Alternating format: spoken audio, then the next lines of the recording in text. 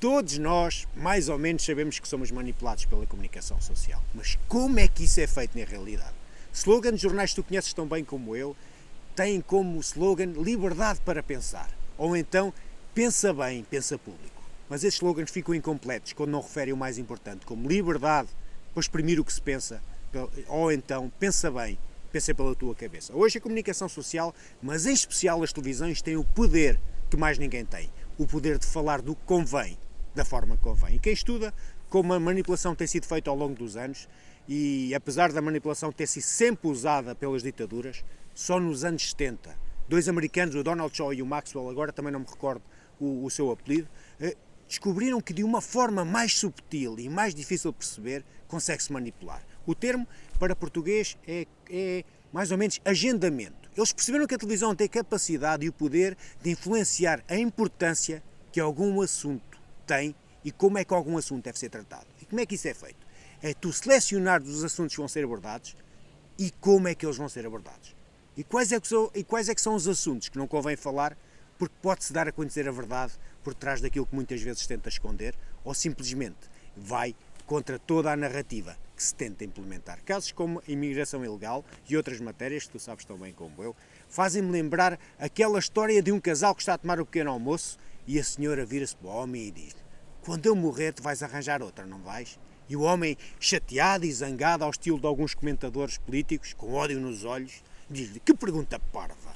Parva e desagradável, eu nem vou responder a isso. Uma manhã tão bonita, uma manhã tão calma, e tu com estas perguntas parvas. Pá, eu não vou responder a isso, não vou, isso não é conversa. Mas todos os dias, a senhora perguntava sempre a mesma coisa: vais arranjar outra, não vais? Até que o homem passou-se e respondeu: sim, vou arranjar outra, estás contente? Eu vou arranjar outra, estás contente? Mas ela continuava: e vais vender a nossa casa? Ele respondeu: não, não vou vender a nossa casa. E vais vender a nossa cama? Não, por que razão é que vou vender a nossa cama? A nossa cama é tão boa, não há necessidade nenhuma, até porque quando tu morreres, a minha reforma vai continuar a ser uma miséria. Mas por último ela perguntou: mas pelo menos não a vais deixar vestir a minha roupa, pois não? Claro que não, ela é bem mais magra do que tu. Isto, para que certos assuntos não serem tabus, é para não haver conhecimento da verdade. Porque a comunicação social tem a capacidade de dar importância a qualquer assunto e também alavancar qualquer assunto.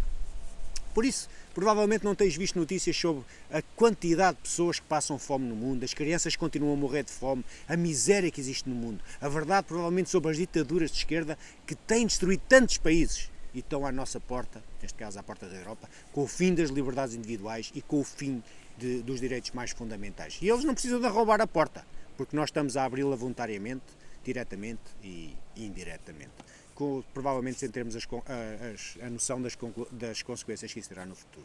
Provavelmente as notícias sobre os escândalos dessa mesma esquerda, mas se for um escândalo de direita, isso vai ser notícia de primeira página. A forma como a direita é tratada é totalmente diferente de como a esquerda é tratada. É como tu viveres numa aldeia, seres contra a criminalidade, que é normal, e no mesmo dia que o teu vizinho é apanhado alcoolizado, sem carta, num carro roubado, na posse de substâncias ilícitas, até atropelou pessoas, e tu apanhas uma multa de trânsito por excesso de velocidade, e a primeira página do jornal regional tem a tua foto, a criticar-te e a deitar-te abaixo, só porque apanhaste uma multa. Enquanto o teu vizinho nem sequer aparece nas notícias. Não, ele nem sequer lá está, até porque ele faz parte de uma minoria protegida. Porque, para eles, o destaque não é o crime cometido, mas sim quem comete o crime. Sempre que uma notícia de um caso vá a favor da narrativa que eles querem passar, a comunicação social vai usar esse caso como uma representação do que acontece na generalidade.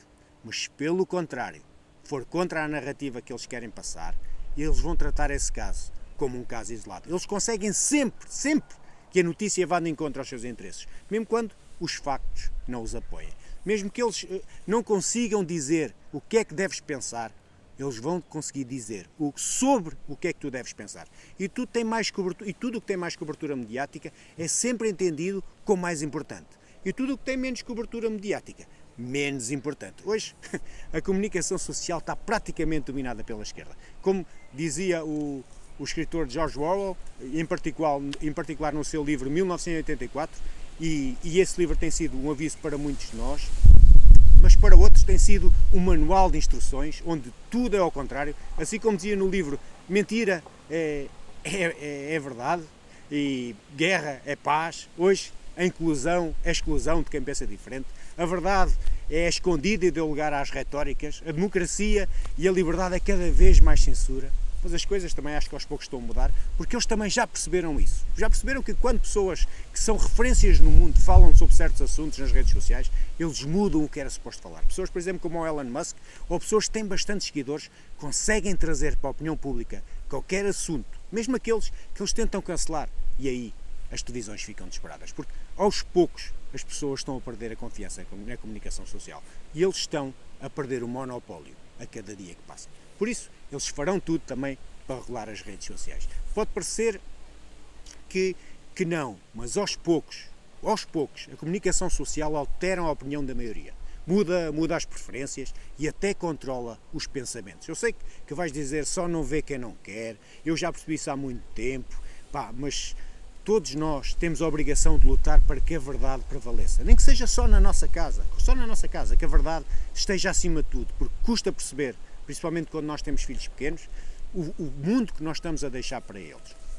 E nós não devemos esperar que sejam outras pessoas a salvar a nossa vida, que seja outro político, que seja um Estado ou outra entidade a salvar a nossa família. Terás que ser tu, só tu.